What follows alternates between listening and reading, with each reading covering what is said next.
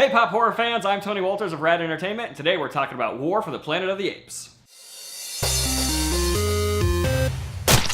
War for the Planet of the Apes, starring Andy Serkis, Woody Harrelson, Steve Zahn, Judy Greer, and directed by Matt Reeves. War for the Planet of the Apes follows Caesar and his army of apes and them still having to deal with confrontation with humans. And in this movie, it focuses very heavily on Caesar and his journey of revenge. I don't want to give too much away from the plot details of the movie, but just know that this movie, unlike the other two, focuses heavily on Caesar and a small group of apes, and there's very little human element to the movie. This movie was excellent. I loved almost everything about it. Again, Andy Serkis gives a performance that is completely Oscar-worthy. Where's this guy's Oscar at? Come on! Woody Harrelson makes a very compelling villain, despite his motivations being a little bit forced and very exposition-heavy in how you find all that stuff out. Performances all around, everybody does a really fantastic job. I mean, you know, if you saw Dawn of the Planet of the Apes, you understand how they're able to bring these apes to life and make them very believable characters, and you feel for them. Very, very much so, especially in this movie. It's hard for me to explain how much I enjoyed this movie without giving away too many plot details, so I'm gonna go ahead and move on to some of the negatives that I have. The biggest negative being a character in the film. There's a character in this movie played by Steve Zahn, and this character is specifically written to be comedic relief.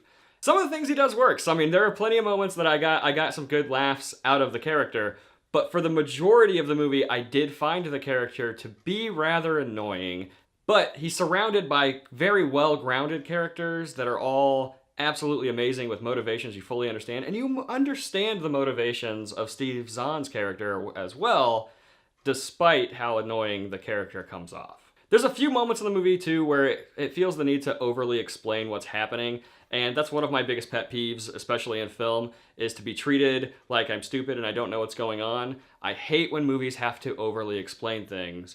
And there's a few times in the movie where a certain character has just one line just to go, hey, if you haven't caught on yet, this. And I don't know who wouldn't have been catching on by that point.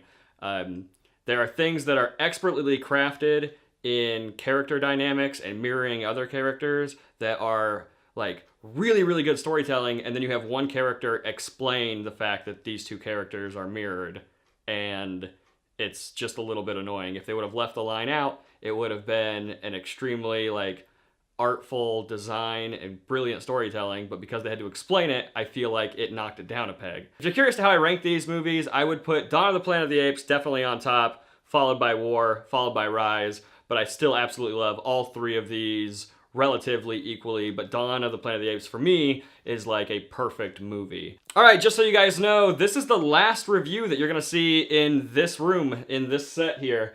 We're moving, and I'm gonna be setting up a new set at our new house, so look forward to that. Hey pop horror fans, if you're curious at all to what I scored this movie, be sure to click right over here to see the full in-depth review on my channel, Rad Movies. I think there's a subscription button right over here if you would like to see more reviews just like this one. Click down there for pophorror.com and leave a comment. Let us know what you thought of the video. Let me know what you want to see me review next, and we'll catch you guys next time right here on Pop Horror.